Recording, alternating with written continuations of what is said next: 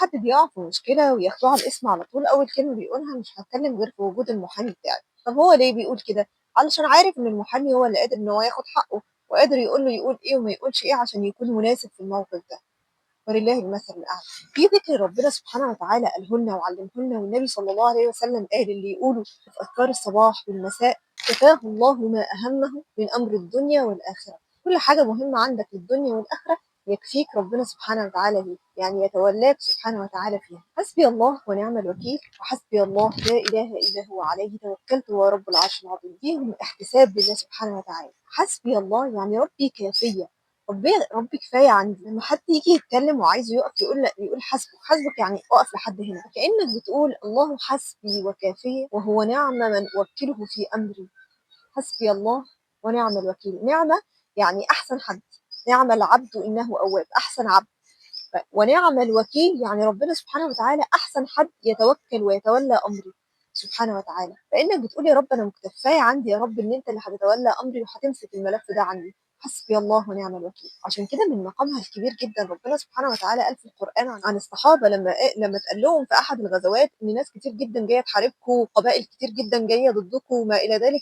ربنا سبحانه وتعالى بيحكي لنا الموضوع ده في القرآن، بيقول الذين قال لهم الناس إن الناس قد جمعوا لكم فاخشوهم. خافوا الناس اتجمعت كثيرة جدا علشان تحاربكم، فزادهم إيمانا. أنا مش خايف. وقالوا حسبنا الله ونعم الوكيل. الناس اتجمعت، طب وربنا سبحانه وتعالى ما هو موجود، هو اللي يقدر يحميني ويكفيني ويمنعني من أي حد يضرني. كأن الإنسان بيقول أنا رفعت لك الملف ده يا رب، وأنا عندي يقين إنك هتقدر تكفيني شر وتديني خير. حسبي الله ونعم الوكيل لما بتتقال بتملى القلب يقين، وتملاه راحة واستقرار وطمأنينة إن في حد كبير قوي تنزه عن كل نقص في كل صفاته، هو اللي مسك ملف بتاعك.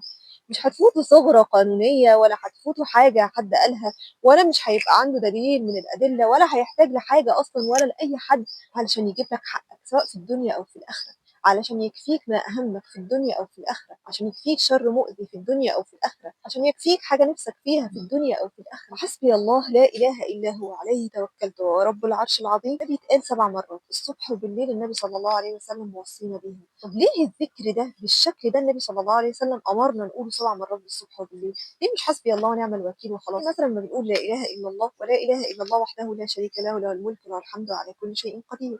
التانية دي هي ليها مقام تاني وكبير خالص عند ربنا، لأن احنا قلنا كل ذكر بياخد مقامه ومكانته وفضله من كم الثناء اللي بتثني فيه على الله وكم العبودية اللي بتبقى انت فيها. فبنقول حسبي الله يا رب انت كافية، حسبي الله لا إله إلا هو، أنا خاضع يا رب متذلل ليك ومستسلم لأمرك. حسبي الله لا إله إلا هو عليه توكلت، أنا خاضع ومستسلم يا رب وموكلك الأمر. عليه توكلت وهو رب العرش العظيم. انا ما توكلتش على اي حد، انا توكلت على ربنا سبحانه وتعالى رب العرش العظيم. والعرش من اعظم مخلوقات ربنا سبحانه وتعالى. فلما بنقول رب العرش العظيم كانك بتبقى فاهم انت مين اللي معاك سبحانه وتعالى، انت مين اللي موكل له امرك، ملفك مع مين؟ مع صاحب القدره والجبروت سبحانه وتعالى. نقولها في حاجات صغيرة ونقولها في حاجات كبيرة. ممكن يتقال كلمة انت ما تعرفش ترد عليها، بس بينك وبين نفسك حسبي الله ونعم الوكيل. انت يا رب اللي هتعرف ترد على كلمة انا مش عارف ارد عليها. ممكن حد خايف من حاجة ومش عارف ان هو يتصرف فيها، حسبي الله ونعم الوكيل. الله حسبي ونعم الوكيل زي ما قالوا للصحابة بالظبط. ربنا سبحانه وتعالى بعد ما الصحابة قالوا كده، فربنا سبحانه وتعالى بيقول فانقلبوا بنعمة من الله وفضل لم يمسسهم سوء.